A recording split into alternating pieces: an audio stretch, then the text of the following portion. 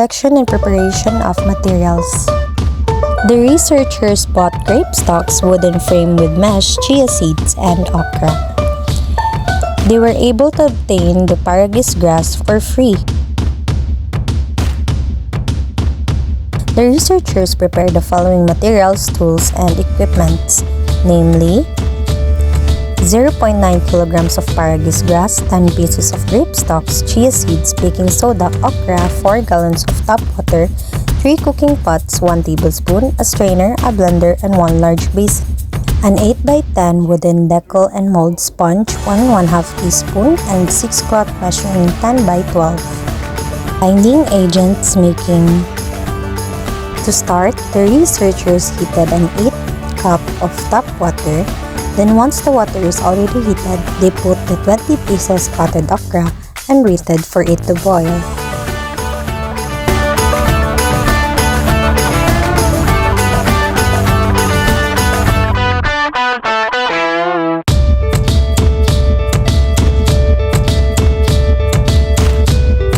Once boiling is done, we strain the okra from its water, creating the binding agent.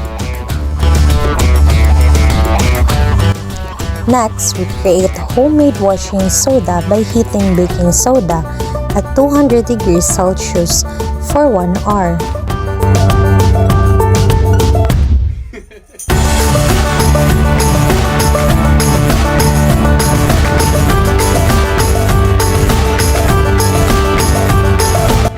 The powder turns dull, indicating it's ready for use in fiber breakdown.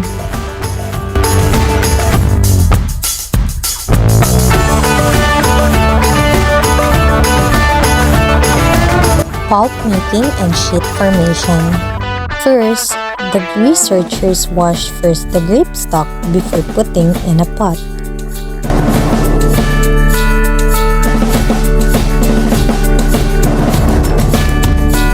Next, in a pot, grape stalks are boiled in 1 liter of water with 2 tablespoons of washing soda for 30 minutes.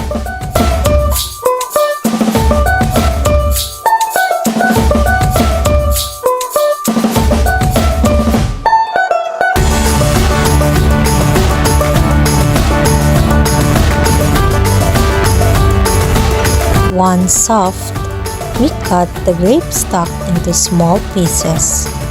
After cutting the grape stalk into pieces, we boil it again for 15 minutes to ensure it's ready for grinding. Stepping aside the grape stalks, we cut the PARAGIS grass into small pieces for it to be ready for grinding. Next, taking the small pieces of grape stalks we soften and cut, we put them into the machine to be ground.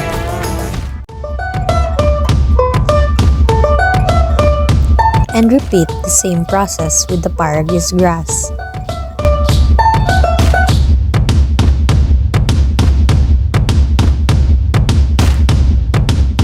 Then grind them until small pieces.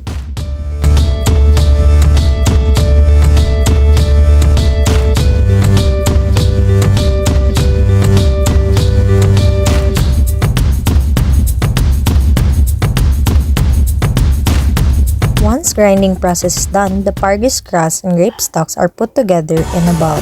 From the bowl, they mix the pulps in a large basin filled with 3 gallons of tap water, then stir. They added the 8 cups of okra mucilage to enhance the binding properties of the mixture. The solution was then thoroughly stirred to ensure consistency for forming the sheets. To create the paper sheets, the researchers submerged the decal and mold into the paper pulp mixture and gently shook it from side to side. Distribute the fibers evenly. Once the pulp settled, they removed the decal and pressed the mold onto a cloth sheet. They utilized a sponge to remove excess water, aiding in adhesion of the pulp to the drying surface. Chia seeds were embedded by evenly sprinkling 1/2 teaspoon onto each formed sheet while still wet. The paper sheets were then left to air dry for approximately 48 hours.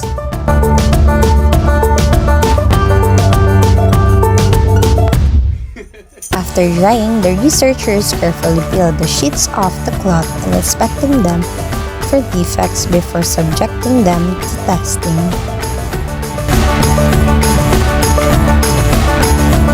presentation, analysis, and interpretation of data. Using the Mensuel soil color chart to evaluate its color, results showed an average value of 4.375 indicating a moderately dark appearance, and a mean of 4.125 reflecting moderate color saturation. The most common color codes identified were 2.5Y 4/4 and 2.5Y 4/3, which corresponds to the olive brown shades. The paper's color varied slightly, appearing yellowish or greenish depending on the processed grass stems.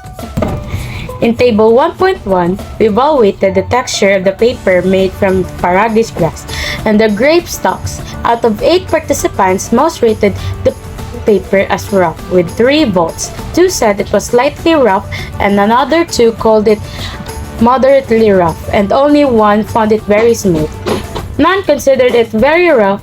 This suggests that the paper has a generally rough texture, likely due to the fibrous nature of the materials used. Our study found that water absorption capacity tests showed that PARAGIS grass and grapestock-based paper can absorb an average of 23.84 grams of water in just 120 seconds.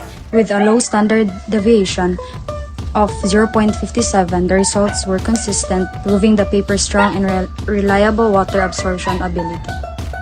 Summary of findings, conclusion, and recommendations. Now for the summary of findings, our study found that the paper had a moderately dark olive brown color with a mean value of 4.375 and a chroma of 4.125.